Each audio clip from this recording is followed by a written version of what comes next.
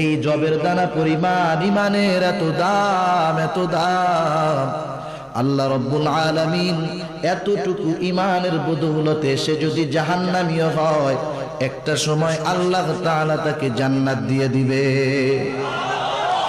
এরপরে নবী বলেন, যে মুখে বলেছে লা ইলাহা ইল্লাল্লাহ আর তার অন্তরের ভিতরে গমের দানা পরিমাণ কল্যাণ নিহিত আছে, অর্থাৎ ঈমান আছে, আল্লাহর নবী বলেন এই লোকটা, এই মানুষটা যদি জাহান্নামীও হয়, ওই গমের দানা পরিমাণ ঈমানের এত দাম, এত দাম, আল্লাহ রব্বুল আলামিন ওই পরিমাণ ঈমানের বদৌলতে একটা সময় আল্লাহ তাকে জান্নাত দিয়ে দিবে।